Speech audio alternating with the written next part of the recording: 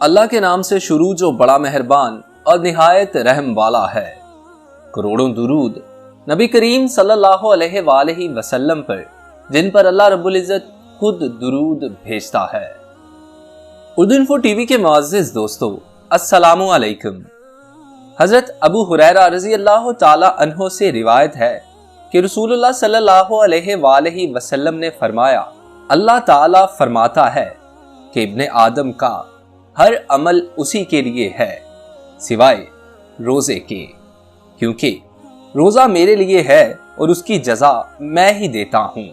روزہ ڈھال ہے، اور جس روز تم میں سے کوئی روزے سے ہو تو نہ فحش باتیں کرے اور نہ جھگڑے۔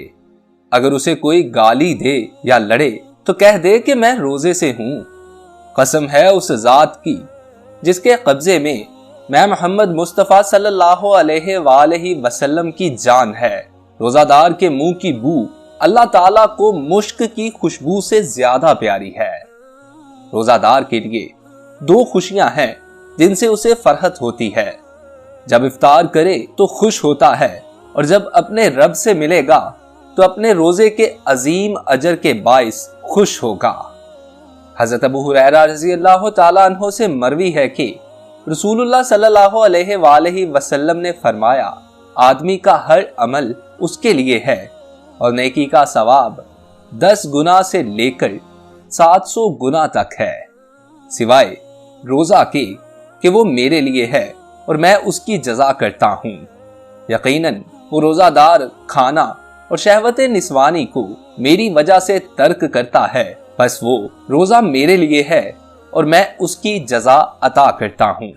حضرت ابو ہریرہ رضی اللہ تعالی عنہ سے مروی ہے کہ رسول اللہ صلی اللہ علیہ وآلہ وسلم نے فرمایا، جس نے رمضان میں بحالت ایمان ثواب کی نیت سے قیام کیا تو اس کے سابقہ گناہ معاف کر دیے گئے۔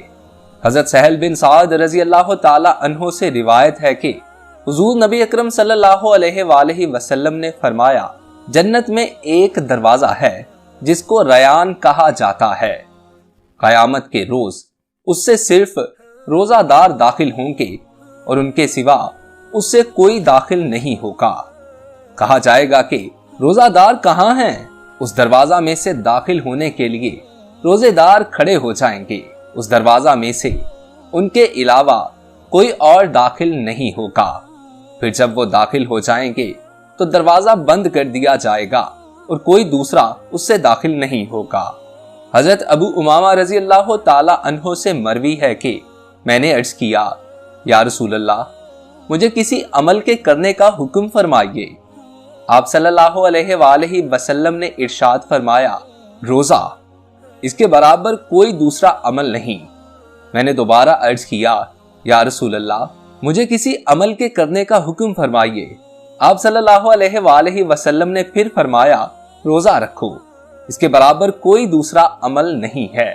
حضرت عبد الرحمن بن عوف رضی اللہ تعالیٰ عنہ بیان کرتے ہیں کہ رسول اللہ صلی اللہ علیہ وآلہ وسلم نے رمضان کی دوسرے مہینوں پر فضیلت بیان کرتے ہوئے فرمایا، جو شخص رمضان المبارک میں ایمان و اخلاص کے ساتھ قیام کرتا ہے، وہ اپنے گناہوں سے اس طرح پاک ہو جاتا ہے جس طرح آج ہی اس کی ماں نے اسے جنا ہو۔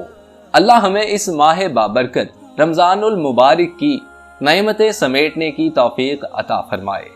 اگر آپ لوگوں کو ویڈیو اچھی لگی ہو تو اسے لائک کیجئے، اور نئے آنے والے دوست ہمارے channel Urdu info T V کو سبسکرائب کر کے ساتھ لگے بیل آئیکن کو پریس کر کے آل نوٹیفیکیشنز آن کر لیجئے، تاکہ اس قسم کی ہر نئی آنے والی ویڈیو بر وقت آپ تک پہنچ سکے۔ اپنے دوست محسن رضا کو اجازت دیجئے، اللہ نگہبان۔